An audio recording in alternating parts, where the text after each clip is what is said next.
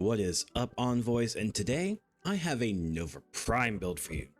As always, we will start with the Archon shards, which are 2 casting speed yellow shards. Now, this is kind of overkill to some degree. If you really feel comfortable with just 1, by all means. I like having 2 because a lot of her abilities take a bit to cast, and I'd just rather it be instant than have to worry about, ah man, it didn't happen fast enough.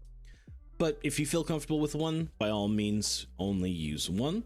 We are also using 1 ability strength Talforged shard, and then we are using 2 Talforged Topaz Archon shards, which gives us 7.5 shields when you kill an enemy with blast damage. Now, these 2 can easily be procced because our 2 does blast damage when it hits enemies, and explosions from our 4 also cause blast damage.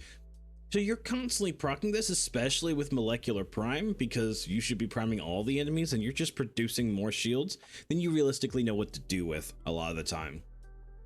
If you don't like the Topaz shards, which I completely understand you don't, you could just put 2 red. I also should note that the 2 Topaz shards don't work while you have Overguard active, so there is also a downside there. I still like having it as a backup. I don't feel like I really need all the strength for this build, as we have a bunch of things that give us strength, so it feels like it's not necessary. I'd rather have the defenses for her than anything else. Moving on to the build itself, we are using Brief Respite for the aura. This can occasionally be overkill, especially depending upon what levels you're doing. In max level content that I occasionally do, this is the only thing keeping me alive, so it's depending upon what you're doing, you probably will need Brief Respite along with Arcane Aegis just to make sure that your shields stay nice and healthy. If you feel like you don't need Brief Respite, Growing Power is also another good choice that you can choose.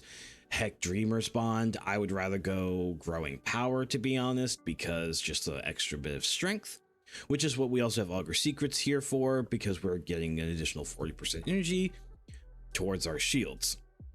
Now we are using Umbral Intensify along with that, and we'll augment it to get our strength to a very decent amount.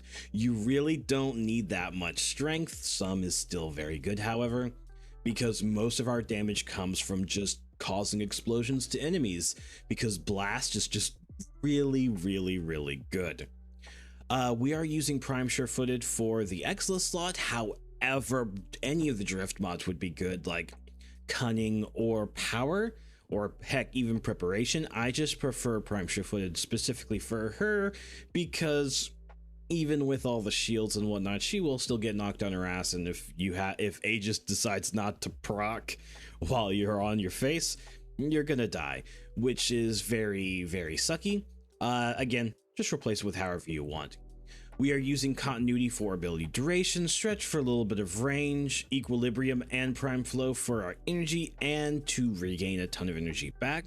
With Prime Flow, we have a really nice 755 energy pool, and Equilibrium just helps get that all back, especially with the amount of people we'll be killing thanks to our 4. It's this is so great. You'll never realistically run out of energy. We are using Primed Redirection for more shield capacity, so that way we have a nice decent 1,000 shields, and I think in Overshield it's about 1,200. I can't remember off the top of my head. You'll see it in the Solo Steel Path run, where how much Overshield you'll get. And then finally, we're using Molecular Fission. Essentially, our 1, which is our main defense, will prime enemies for you if they're not already primed, which they should be primed, but the main point of this is when enemies are killed while they are primed, regardless of whether it's from Null Star or your 4, you will restore a Null Star charge, which is perfect since you won't have to recast it, since you shouldn't have to, because you should be killing enemies while primed, regardless of whether they're sped up or slowed down. Now, I am replacing her 3 with Zata's Whisper. This is really good and whatnot. Just the extra damage and the way it interacts with her abilities. You don't have to use the Taw's Whisper either. Nourish, Roar, basically anything you want to do. I just use it because of Antimatter Drop, because this thing can just nuke rooms so easily. It's hilarious. Now, moving on to the weapons, I'm not going to go over them all. The main thing you need is a primary that can load so much damage into your 2 that you could do it in a couple shots, so you're not sitting there spamming it. So we're just going to show the one weapon. The secondary and the melee is truthfully whatever you feel like. The Kuva Hek, which I kind of wish the Tigress had an Incarnate and was good, because I would rather use the Tigress like the good old days, but we are using the Kuva Hek. This is the build. We are using Fractalized Reset on this because we don't really need the damage, because we are using shotgun cannonade. But we are casting abilities, and having this extra 240% reload speed basically makes it almost instant just to pump so much damage into your 2. Same thing with acceleration here. The projectile speed just makes sure it hits faster. This is your run-of-the-mill build with multi-shot, your crit chance, your crit damage. We are using viral because my Riven has heat, so this is heat viral with a lot of multi-shot. As you can see, 38 multi-shot to be exact, and this punch through is just a bit extra. If you don't have a Riven mod, I don't know, a Bane mod probably, prime point blank, since you're not going to be using damage, but then I wouldn't use semi-pistol cannonade because you don't want too many instances of damage percent. You probably could use Seeking Fury for the extra reload speed, or put where is it, Chilling Reload for more cold and reload speed. It's up to you. But we are using Scattered Justice because this also triggers blast. It will heal you and give you armor. The armor is not so much important, but the 25% health can get you out of a bind, and just being able to trigger blast on this thing, so it's heat viral blast, is very nice. On top of the fact it gives you just like a stupid amount of multi-shot. It's extremely nice. Additionally, its alternate fire shoots all 4 barrels simultaneously, so you can just quickly activate your 2, shoot it twice, keep Fractalized Reset active during that time because you'll be able to shoot twice, and just front load a ton of damage, which I will show here in a second.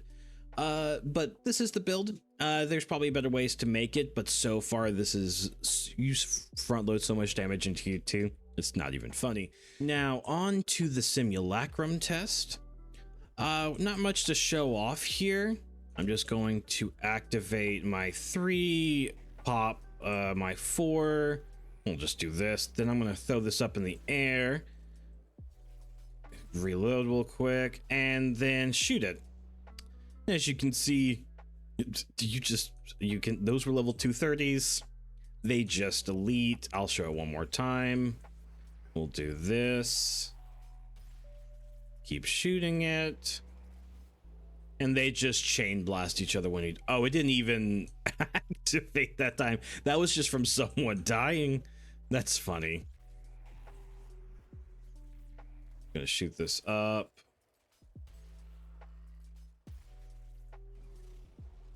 There we go.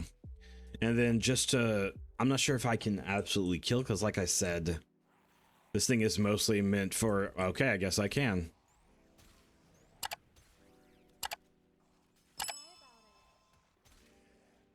I mean, it's not very fast because it is a shotgun.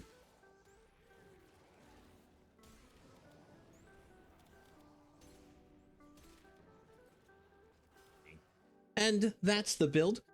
After this is the Solo Steel Path Run, so you can see this build and weapons in action. So I hope you guys enjoyed the video, and until next time, guys, bye!